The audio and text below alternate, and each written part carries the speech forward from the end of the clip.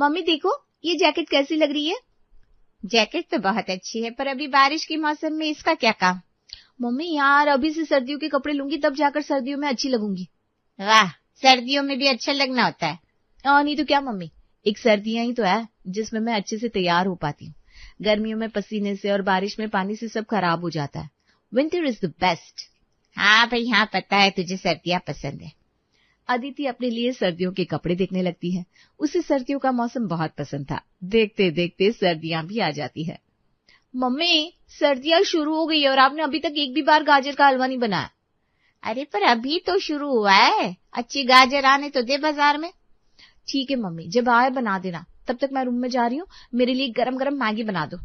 ठीक है भाई, तू आराम से बैठ जा, मैं लेकर आती हूँ। अदिति अपने कमरे में जाकर हीटर ऑन करके टीवी देखने लगती है और विनीता अदिति के लिए मैगी बनाती है। क्या तू सारा दिन बस कंबल में ही पड़ी रहेगी? सर्दियों का मजा कमरे के बाहर से भी तो ले। बाहर तो तभी आऊंगी ना जब आप मेरे लिए चिक्की बना दोगे। बना दो ना मम्मी। हाँ भाई हाँ, सब बना दूंगी। अदिति आराम से अपने कमरे में बैठी थी, तभी उसके पापा महेश उसे बाहर बुलाते हैं। अरे अदिति बेटा, जरा बाहर तो आना। क्या हुआ पापा, आप ही आओ ना। अरे बेटा, मुझे कुछ जरूरी काम है। ये देख, ये कौन सा लड़का अच्छा लग रहा है तुझे? ये कौन सा जरूरी काम है, आप इधर आ जाओ। ठीक है भाई, सर्दियों में तो ये लड़की बिल्कुल छिपकली बन जाती है, घर में कहीं और नजर ही नहीं आती। हाँ चलिए, मैं भी आती हूँ।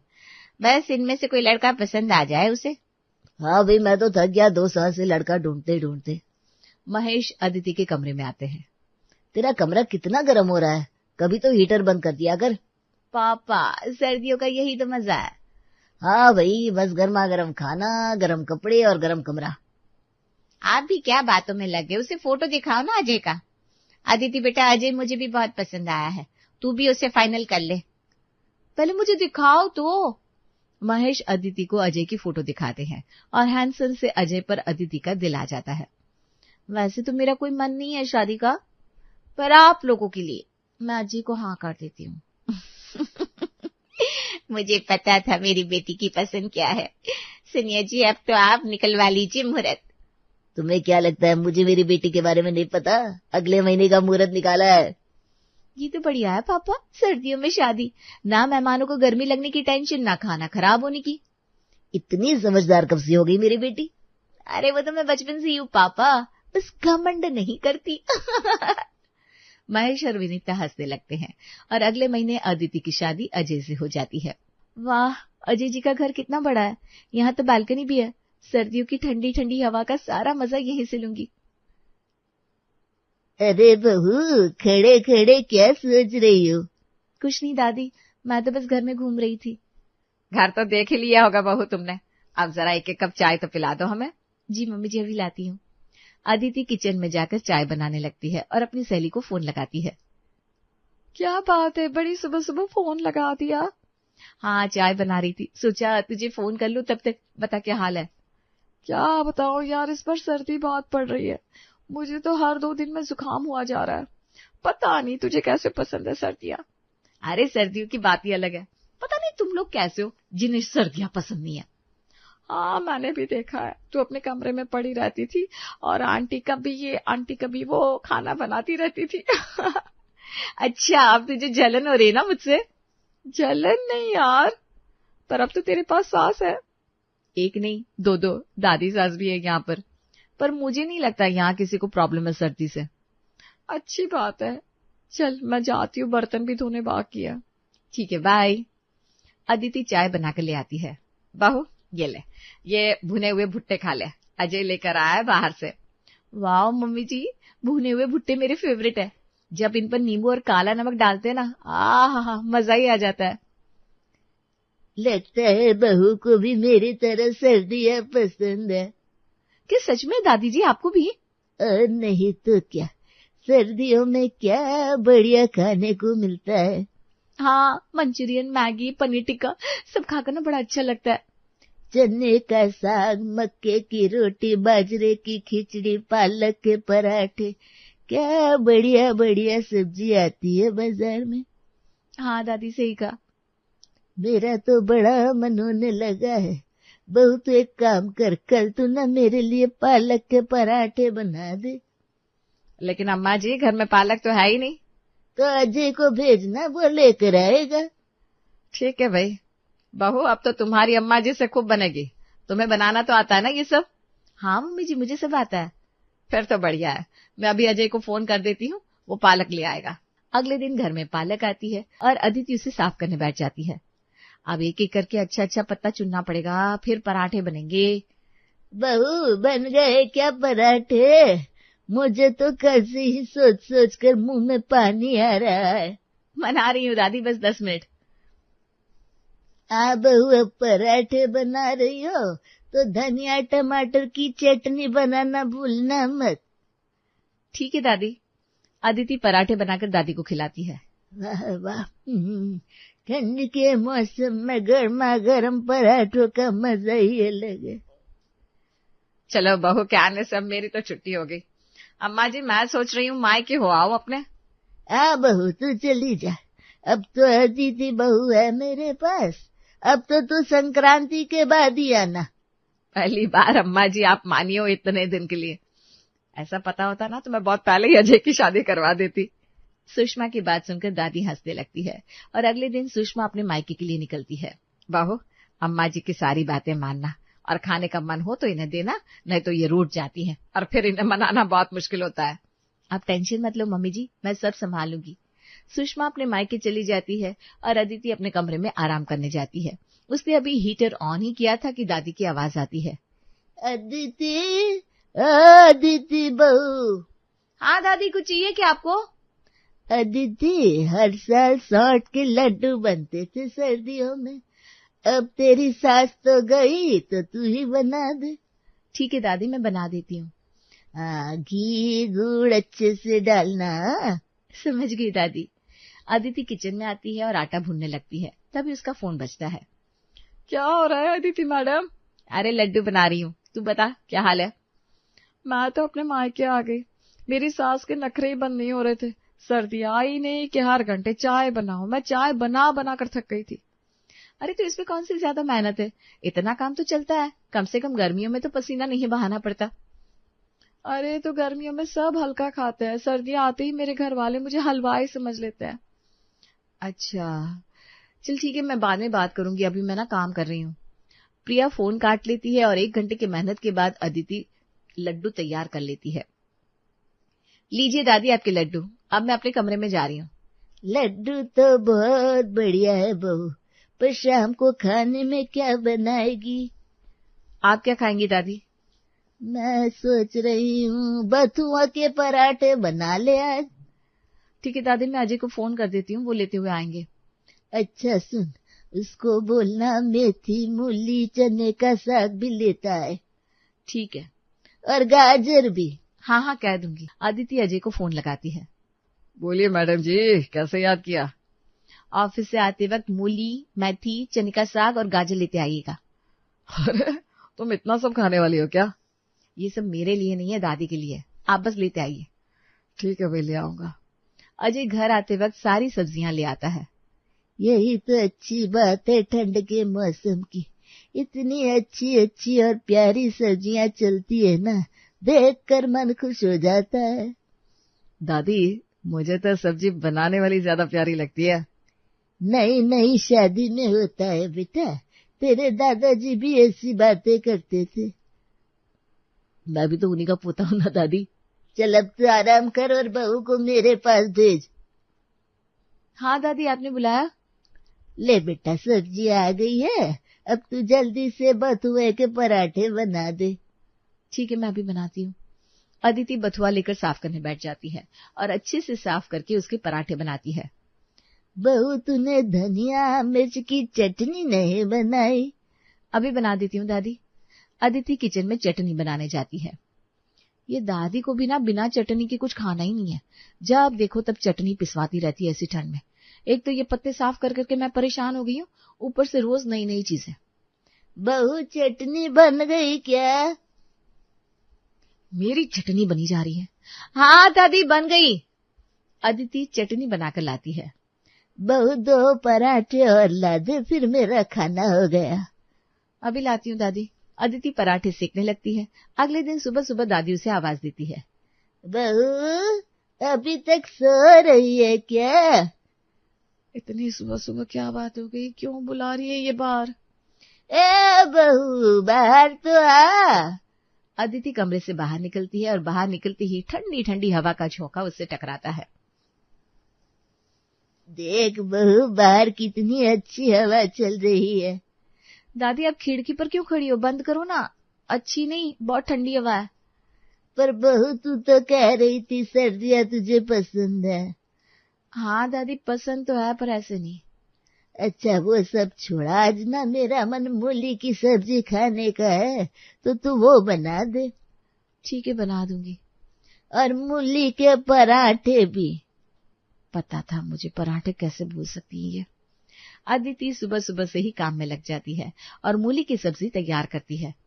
इस सर्दियों में इतना सब कुछ क्यों चलता है? मैगी भी तो खा सकती है दादी, लेकिन नहीं, यही सब खाना है, पत्ते और पराठे। अदिति बड़बड़ाती रहती है और काम करती है। तभी दादी किचन में आती है और कहती है, बहू आज ना तू गाजर का हलवा भी बना दे।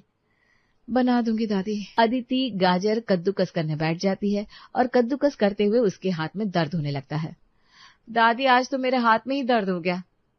तो बहू बाम लगा ले। दादी मैं कल बना दूं आपके लिए गाजर का हलवा? सब समझ रही हूँ, तो थक गई है ना बूढ़ी दादी के लिए काम कर करके। मैं तेरी सास को ही मायके से वापस बुला लेती हूँ। अरे दादी आप नाराज क्यों होती है? मैं बना दूंगी हलवा। ठीक है फिर बना दे। अदिति अपने कमरे में आ जाती है और थोड़ी देर आराम करने के बाद गाजर का हलवा बनाने लगती है। ये कैसे दिन आ गए मेरे, कब खत्म होगी सर्दियां और कब आनी बंद होगी ये सब सब्जियां। अदिति काम कर रही थी कि उसकी माँ का फोन आता है। मम्मी अभी मैं बहुत बिजी हूँ, आप बाद में बात करना। क्या हो गया बेटा, इतना किसमें बिजी हो गई? कौन सा नाटक देख रही है टीवी पर? टीवी तो बस सजाने के लिए है, मुझे टाइम ही नहीं मिलता कि मैं कुछ देखूं भी। आपने कुछ बताया क्यों नहीं कि सर्दियों में इतनी सब्जियां आती है? जैसे तुझे बड़ी पसंद थी ये सब सब्जियां। ये बात भी है, मेरी दादी सास को ना बहुत पसंद है। वैसे एक बात कहूँ, तेरे जाने के बाद मैं और तेरे पापा भी यही सब बनाकर अब मजे से खा रहे हैं। आप तो इंतजार इस बात का कर रही थी। अरे नहीं नहीं, चल ठीक है तू काम कर ले। अदिति फोन रख देती है और हलवा तैयार करने लगती है। कितनी ठंड हो रही है, ऊपर से यहाँ खड़े खड़े मेरे तो पैर ही अकड़ रहा है। बहू खुशबू बड़ी अच्छी आ रही है, जल्दी से देना हलवा। दादी थोड़ा ठंडा तो होने दो। हाँ बहू मैं अपने कमरे में जा रही हूँ, तू ले आना। दादी अपने कमरे में चली जाती है और अदिति हलवा बनाकर लाती है। खुद तो सारा दिन हीटर से चिपकी रहती है और मुझे कहती है कभी ये बना दो कभी वो बना दो। बहू आज तू ना बाजरे की खिचड़ी बना दे, हलवा खाकर अब ज्यादा भूख नहीं लगेगी। ठीक है दादी बना दूंगी। दादी अदिति को कई नई नई चीजें बनाने को कहती रहती हैं और अदिति का आधे से ज्यादा दिन किचन में ही जाता है। यार प्रिया मैं तो परेशान हो गई हूँ ये तरह तरह का खाना बनाकर। अब समझ में आया तुझे पसंद थी सर्दियां। अरे मुझे तो यार अब गर्मियों का इंतजार है, बस जल्दी से गर्मियां आए और ये तरह तरह के व्यंजन बनाना बंद करूं। तू अपने मायके चली जाना। कहाँ से जाऊं यार, मेरी सास खुद गई है मायके, मैं यहाँ दादी सास की देखभाल कर रही हूँ। बढ़िया है बेटा, कोई बहुत बोलता था आई लव विंटर्स। कैसी विंटर्स कैसा लव, अब तो रेसिपी देखकर बाजरे की खिचड़ी बना रही हूँ। अदिति की बात सुनकर प्रिया हंसने लगती है। तुझे हंसी आ रही है और मुझे रोना आ रहा है, बस ठंड से ना आंसू जम गए। कोई बात नहीं, जल्दी ही अच्छे दिन आएंगे बेटा। अदिति फोन रख देती है और बाजरे की खिचड़ी बनाती है। अदिति तुम्हें तो बहुत कुछ आता है बनाना, लेकिन कभी कभी मेरी पसंद का भी कुछ बना दो। नहीं ये मेरी बहू है, मेरी ही पसंद का बनेगा, तू अपनी पसंद गर्मियों में बताना। ठीक है दादी, गर्मियों में आप कुछ मत कहना फिर। नहीं नहीं गर्मियाँ मुझे पसंद ही नहीं है वैसे भी। मुझे तो अब गर्मियां ही पसंद है। सारा काम निपटाकर अदिति अपने कमरे में आराम करने जाती है और दादी उसके पास आकर कहती है, बहू सुन तो सो रही है क्या? नहीं दादी बताइए क्या हुआ? कल ना मेरी सहेली आएंगी तो खाने में मक्के और बाजरे की रोटी चने का साग बना देना। बना दूंगी दादी। अगले दिन अदिति जल्दी से जागकर काम में लग जाती है और मोहल्ले वाली दादी की सहेलियां खाने पर आती हैं। रामकली, वो भी क्या दिन थे जब हम मूंगफलियां खाते थे, अब तो दांत ही नहीं बचे। सही कह रही हो, लेकिन मूंगफली छोड़ो, मेरी बहू ने आज चने का साग और बाजरे की रोटी बनाई है, वो तुम खाओ। अरे वाह, फिर तो लगवाओ गर्मा गर्म खाना। अदिति बेटा खाना लगा दे। ठीक है दादी, आप लोग बैठिए, मैं खाना लाती हूँ। अदिति सबके लिए खाना परोसती है। अरे बहू, ये चने का साग ऐसे नहीं बनता, मजा ही नहीं आया। इसे लहसुन के साथ छौंका नहीं तूने? अरे हाँ, मैं भूल गई। कोई बात नहीं, दोबारा बना कर ला। ठीक है, अभी लाती हूँ। अदिति दोबारा चने के साग को बनाती है। लीजिए, आप खाइए। वो सब तो ठीक है, लेकिन बहू टमाटर की चटनी और मूली का सलाद कहाँ है? अभी लाती हूँ। कुछ भी कहो रामकली, तेरी बहू है तो संस्कारी, वरना आजकल की लड़कियां ये सब चीजें बनाने तो दूर किचन में तक जाती नहीं। अब किस्मत है ये तो मेरी, जो बुढ़ापे में भी मन के जैसा खाने को मिल रहा है। जब बात बात पर उठेगी तब हर कुछ इनके मन जैसा ही बनाना पड़ेगा। आधी सर्दियां निकल गई, अभी तक एक बार भी टमाटो सूप नहीं पिया। पीऊंगी भी कहाँ से, ये टमाटर की चटनी में ही लगी रहती हूँ। बहू कहाँ रह गई, जल्दी ले आ, खाना ठंडा हुआ जा रहा है। अभी आई दादी। अदिति चटनी और सलाद तैयार करके लाती है। बहू, मैं क्या कह रही थी, तुझे बथुए का रायता बनाना आता है क्या? हाँ आता है, पर तू क्यों पूछ रही है? अरे मेरी बहू बहुत चिक चिक करती है, कहती ये पत्तेदार सब्जियां उससे साफ नहीं होती, तो मैंने सोचा तेरी बहू को दे जाया करूंगी। हाँ, इसमें पूछना कैसा, मेरी बहू तेरी बहू। अब समझ में आया मम्मी जी क्यों खुश हो रही थी मायके जाने के नाम से। यहाँ तो ठंड के मौसम के खाने की लिस्ट ही इतनी लंबी है। अरे फिर भी एक बार बहू से पूछ तो ले। अरे इससे कोई दिक्कत नहीं है, क्या बहू बना देगी ना? जी आंटी जी, बना दूंगी।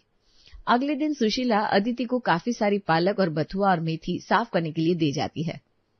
अब बहू, तू इसे अपने पास ही रख और 3 दिन मेरे यहाँ सब्जी बनाकर भेजती रहना। हाँ ठीक है आंटी जी। अदिति सब्जियां लेकर अंदर आती है, तभी उसकी दादी कहती है, बहू सुन तो जरा। जी दादी कहिए। बढ़िया बढ़िया आलू चल रहे बाजार में, तूने एक बार भी अभी तक आलू की टिक्की नहीं बनाई। बना दूंगी दादी। ठीक है, और आज ना आलू के पराठे बनाना मक्खन वाले। दादी आप इतना मक्खन खाकर मोटी हो जाओगी। अरे तब मुझे कौन से लड़के वाले देखने आएंगे, तू तो बढ़िया मक्खन मार के बनाना। किसी दिन मैं ही ना मर जाऊं दादी की फरमाइशें सुन सुनकर। क्या सोच रही है बहू, जा जाकर तैयारी कर ले। हाँ दादी, जा रही हूँ, किचन में रहने ही लग जाती हूँ। अब बस कोई नई डिश ना बनाने को बोल दे, मेरा तो मन ही उठता जा रहा है सर्दियों से। अदिति किचन में आ जाती है और अजय का फोन आता है। सुनो ना अदिति, आज मेरा मन मंचूरियन और फ्राइड राइस खाने का कर रहा है, बना दो ना।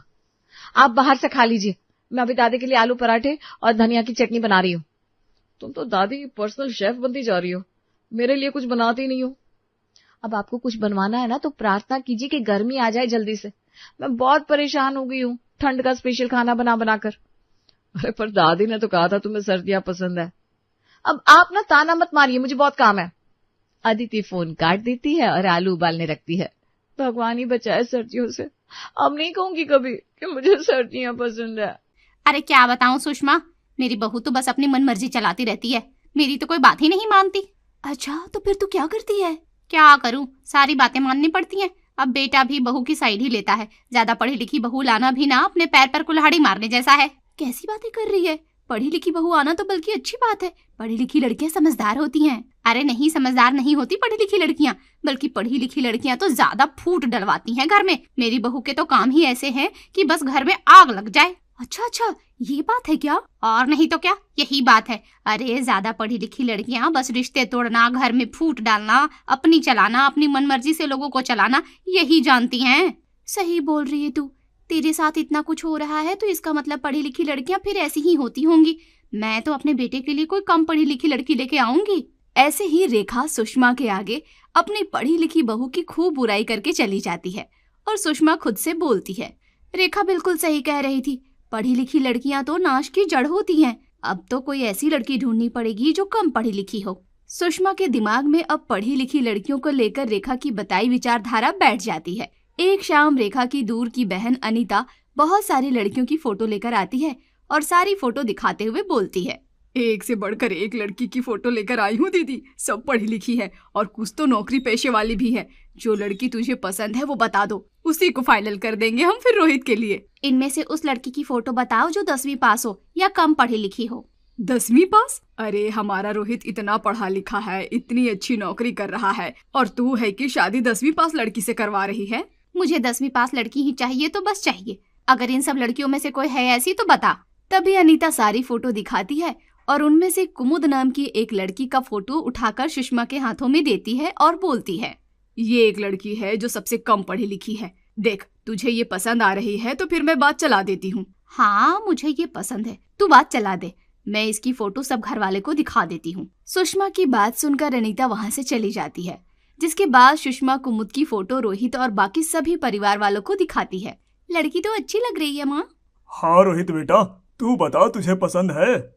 अगर आप सबको पसंद है तो फिर मुझे भी पसंद है। वैसे भी मुझसे ज्यादा वक्त तो वो आप लोगों के साथ घर पर रहकर बिताएगी। मैं तो काम पर चला जाऊंगा। बस, तो फिर रोहित की हाँ है तो फिर सबकी हाँ है। अब तो चट मंगनी और पट ब्याह करेंगे हम। ऐसे ही बड़ी खुशी खुशी सुषमा अपने परिवार वालों के साथ कुमुद के घर जाती है और रिश्ता पक्का करती है। और कुछ ही दिनों में बड़े ही धूम धड़ाके के साथ रोहित और कुमुद की शादी कर दी जाती है।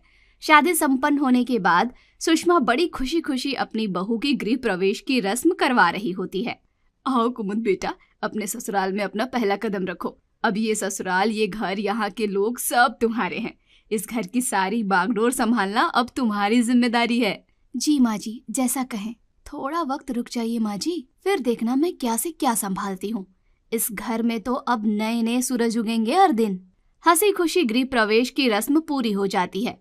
अब कुछ दिन तो कुमुद घर में एक बहुत ही संस्कारी बहू की तरह हर एक से बड़े ही प्यार से बात करती है और सारी जिम्मेदारियों को बखूबी निभाती है। ऐसे ही एक दिन, अरे बहू, शादी में तुझे जितने सोने के गहने मिले हैं ना, वो सारे तू मुझे दे दे। मैं अपने पास रख लूंगी संभाल कर। क्यों माँ जी, मैं रख लूंगी ना अपने पास संभाल कर। आप रखें मैं रखूं, बात तो एक ही है। वैसे भी बात तो एक ही है बहू, लेकिन घर की तिजोरी की चाबियां तो मेरे पास रहती है ना, तो इसलिए कह रही हूँ कि गहने मुझे दे दो, मैं रख लेती हूँ। इतना बोलकर सुषमा वहां से चली जाती है और कुमुद खुद से बोलती है, अब जितनी चाबियां आपने संभालनी थी ना माँ जी, सब संभाल ली। अब तो ये चाबियों का गुच्छा मेरे कमर पर टंगेगा। अब देखते जाओ आप मुझे। मेरे गहने मांग रही थी ना, अब मैं आपके सारे गहने भी खुद ले लूंगी। ऐसे ही शाम को जब रोहित घर आता है तो कुमुद मगरमच्छ के आंसू बहाते हुए रोहित से बोलती है, सुनिए जी, मुझे मेरे मायके छोड़ दीजिए। अरे क्या हो गया कुमुद, तुम ऐसे क्यों रो रही हो? किसी ने तुमसे कुछ कहा क्या? जी वो माँ जी। क्या हुआ, क्या कहा माँ ने जो तुम ऐसे रो रही हो? बताओ तो सही, बात क्या है?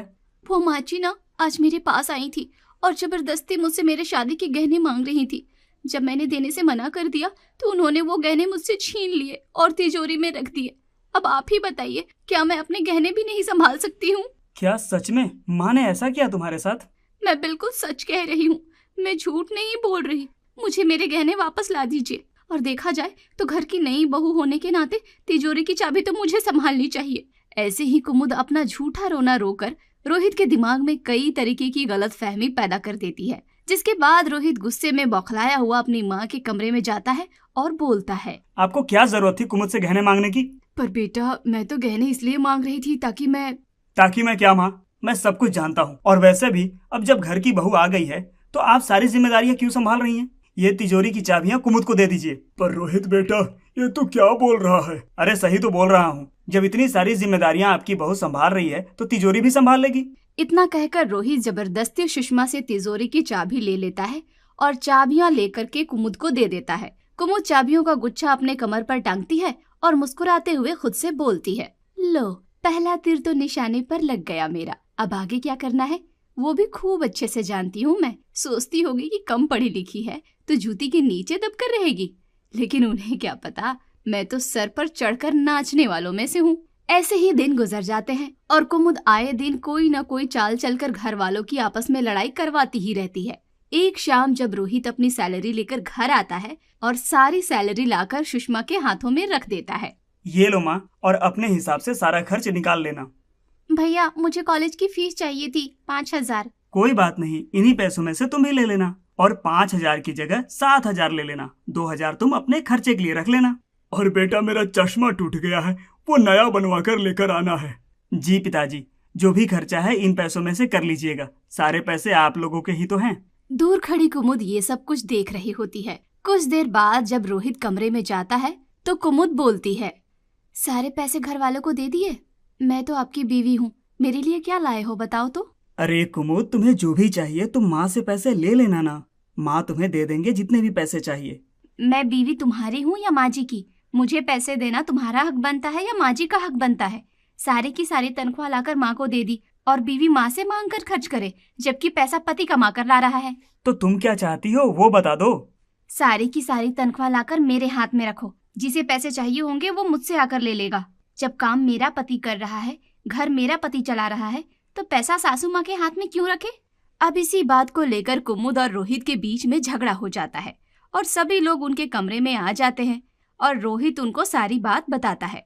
बहू, घर की बड़ी मैं हूँ, कहाँ कैसे क्या खर्च करना है मुझे अच्छे से पता है। तो क्या हो गया अगर मेरे बेटे ने मुझे सारे पैसे पकड़ा दिए तो? सीधी बात है माँ जी, जब तक मैं नहीं थी तब तक चीजें आप संभाल रही थी, अच्छी बात है, लेकिन अब मैं आ गई हूँ तो तनख्वाह पर मेरा ही हक है, चुपचाप सारे पैसे मुझे दे दीजिए। कुमुद की ऐसी बातें सुनकर सुषमा को बुरा तो बहुत लगता है, लेकिन घर में क्लेश ना बढ़े इसके चलते सुषमा कुमुद के हाथों में सारे पैसे रख देती है और अब घर वालों को हर छोटी बड़ी बात का हिसाब कुमुद को देना पड़ता था और कुमुद भी अपनी मर्जी से सबको पैसे देती थी।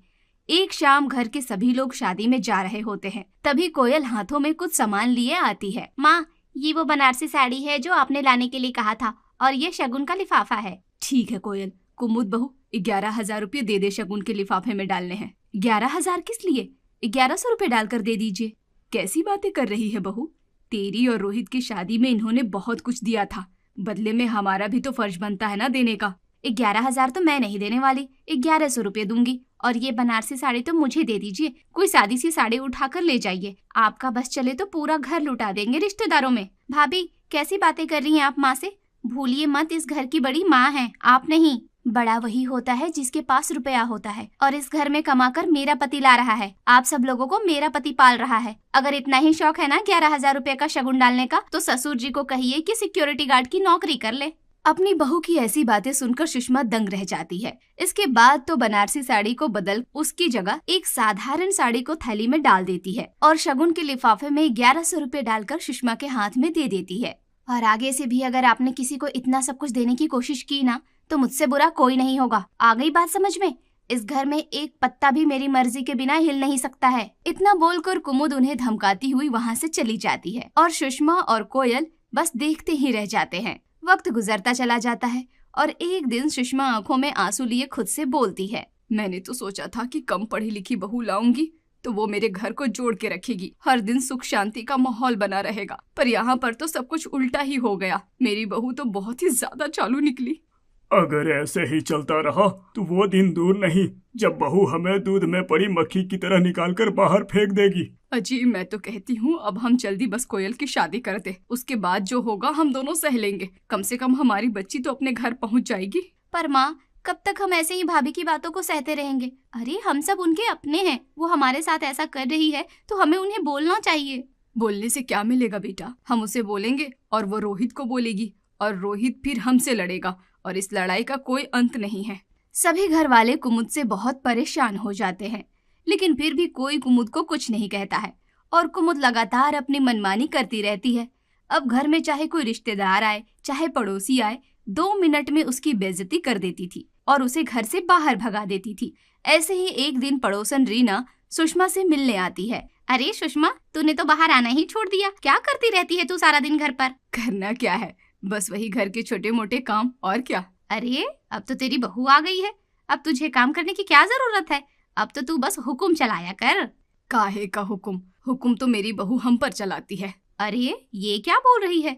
तुझे पता है मेरी बहू इतनी अच्छी है ना कि मैं तो बस बैठी रहती हूँ और मेरी बहुत सारी चीजें कर देती है, मुझे तो एक चम्मच भी उठाने की जरूरत नहीं पड़ती है। रीना ये सब कुछ बोल रही होती है कि तभी वहाँ पर कुमुद आ जाती है और अपने हाथों को बांधते हुए बोलती है, अगर आपकी बहू इतनी ही अच्छी है तो फिर अपनी बहू के चरण धोकर पी लीजिए ना आंटी जी।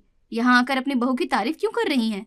अरे अगर मेरी बहू अच्छी है तो अच्छी ही कहूंगी ना, तेरी तरह थोड़ी है जिसे बात करने की भी तमीज नहीं है। तमीज तो मुझ में इतनी ज्यादा है ना कि मैं हाथ पकड़कर आपको आपके घर के दरवाजे के बाहर कर दूं, पर अगर शराफत से आप खुद ही चली जाएं तो ज्यादा अच्छा है, वरना 4 लोगों में आपकी भी बेइज्जती हो जाएगी। कुमुद की ऐसी बातें सुनकर रीना वहां से 9-2-11 हो जाती है। ये तो चली गई माँ जी, और अगर आपको भी अपनी इज्जत प्यारी है ना तो जाकर काम कर लीजिए, बेकार बैठकर अपना टाइम पास मत कीजिए। सुषमा बिना कुछ कहे वहां से उठकर चली जाती है और घर के काम करने लगती है। गुजरते वक्त के साथ घर के हालात और भी ज्यादा बुरे हो जाते हैं और अपने ही घर में कोयल, रमेश और सुषमा का नौकरों से भी बुरा हाल हो जाता है। ऐसे ही एक दिन घर पर एक वकील आता है और कुछ कागज देते हुए कुमुद से बोलता है, ये लीजिए मैडम, जैसा आपने बोला था वैसे ही सारे पेपर्स बनाकर रेडी हैं। अब से घर और प्रॉपर्टी की मालकिन आप हैं। आज से ये सब कुछ आपका है। ये रहे आपके पेपर्स। मैं चलता हूँ। Thank you so much. बस इसी दिन का तो इंतजार था मुझे। अब ये सब कुछ मेरा हो गया है। अब मैं यहाँ रह रहे बेकार लोगों को धक्के देकर घर से निकाल दूंगी। वकील वहाँ से चला जाता है और अगले ही दिन कोयल, सुषमा और रमेश तीनों के कपड़ों का अलग अलग सूटकेस पैक कर देती है और खुद सोफे पर आराम से बैठ जाती है। तभी वहाँ पर कोयल, सुषमा और रमेश आते हैं और सूटकेस देखकर बोलते हैं, अरे बहू, तू कहीं जा रही है क्या? बताया नहीं। हाँ भाभी, इतना सारा सामान पैक कर लिया। ज्यादा दिनों के लिए जा रही हैं क्या, या भैया आपको हनीमून पर ले जा रहे हैं? हाँ बहू, अचानक से प्लान बना लिया, बताया भी नहीं बहू। पहले तो मैं आप सबको बता दूं कि मैं कहीं नहीं जा रही हूँ, ना जाने वाली हूँ। तो फिर इतना सारा सामान किसके लिए पैक किया हुआ है बहू? किसका है ये सारा सामान? ये सारा सामान आप लोगों का है। आप तीनों के तीनों इस घर से बाहर जाने वाले हैं। ये क्या बोल रही है तू बहू? अरे बिल्कुल सही बोल रही हूँ। आपको नहीं पता कि इस घर की मालकिन अब मैं हूँ। ये घर, ये सारी प्रॉपर्टी अब मेरे नाम हो चुकी है। आई बात समझ में? देखो बहू, अपनी मर्जी चलाने की भी कोई हद होती है। ये सारी चीज मेरे नाम पर है और अभी तक मैं इसमें से कुछ भी रोहित के नाम पर नहीं किया है, तो तुम्हारे नाम ये सब कुछ कहाँ से हो गया? ठीक वैसे ही जैसे मैंने उस दिन आपसे कागजों पर सिग्नेचर लिए थे। भूल गए आप ससुर जी? कुमुद रसोई में चाय बनाकर तैयार करती है और एक कप में डालती है और खुद से बोलती है, अब ये चाय पिलाने के बहाने मैं ससुर जी के पास जाऊंगी और मुझे जो करना है वो करवा लूंगी और फिर अब वैसा होगा जैसा मैंने सोचा है।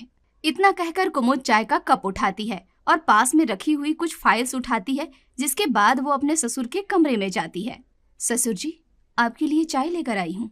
ठीक है बहू, साइड में रख दे, मैं पी लूंगा। ससुर जी, रोहित जी कुछ कागज छोड़ गए थे। बोल रहे थे कि उन पर आपकी दस्तखत चाहिए। उन्होंने नए राशन कार्ड के लिए अप्लाई किया है। अच्छा ला बहू, पहले पढ़कर तो देख लूं। जैसे ही वो ऊपर का एक कागज पढ़ते हैं तो उसमें सच में राशन कार्ड के बारे में लिखा हुआ होता है, जिसके बाद कुमुद बोलती है, अब तो आ गया ना यकीन कि राशन कार्ड के ही कागज हैं। अब साइन कर दीजिए, फिर मुझे ये कागज देने रोहित को उनके ऑफिस भी जाना है। रमेश जल्दी से सारे कागजों पर दस्तखत कर देता है और कुमुद फाइल उठाकर वहाँ से चली जाती है। देखा, कितनी आसानी से मैंने आपको पागल बना दिया। अरे आप लोगों को क्या लगा था कि मैं अगर कम पढ़ी लिखी हूँ तो मुझे अपना हक लेना नहीं आता? अरे अपने हक के लिए कैसे लड़ना है ये मुझे बहुत अच्छे से आता है। बहू, तू पागल हो गई है क्या? हम सब तेरे परिवार वाले हैं। तू अपने परिवार वालों को भी घर से धक्के देकर निकाल रही है। आप कोई मेरे परिवार वाले नहीं हो। अगर आज मैंने आप लोगों को नहीं निकाला ना तो कल को आप मेरे पति से चुगली करके मुझे घर से बाहर निकाल देंगी। अरे भाभी, पढ़ी लिखी कम हो लेकिन दुनियादारी की तो समझ है ना। इतना तो पता है ना कि कौन अच्छा है और कौन बुरा। सब पता है मुझे, और तुम तो चुप ही रहो। सारा दिन माँ बेटी बस चुगली करती रहती हो। पर माँ ने तो कभी आपकी कोई बुराई की ही नहीं है, बल्कि वो तो हमेशा आपकी गलतियों पर पर्दा डालती रहती हैं। लेकिन अब सारे पर्दे उठ चुके हैं। ना मुझे आप लोगों की जरूरत है और ना इस घर को आपकी जरूरत है। तो भलाई इसी में है कि चुपचाप अपना अपना बैग उठाइए और घर से निकल जाइए। और अपने बेटे से शिकायत करने की कोई जरूरत नहीं है, क्योंकि वो पहले से ही मेरे काबू में है। कुमुद की ऐसी बातें सुनकर सुषमा और उसका पूरा परिवार अपना अपना बैग लेकर घर से निकल जाता है। और जाते जाते सुषमा की नजर रेखा के घर पर पड़ती है, जहाँ पढ़ी लिखी बहू ने बड़ी ही समझदारी के साथ पूरे परिवार को जोड़ा हुआ था और पूरे मोहल्ले वाले उसकी खूब तारीफ भी कर रहे थे। ये सब कुछ देखकर सुषमा खुद से बोलती है, बहुत बड़ी गलती कर दी मैंने, जो मैं लोगों की बातों में आ गई। पढ़ी लिखी बहू घर तोड़ेगी नहीं बल्कि घर जोड़ेगी।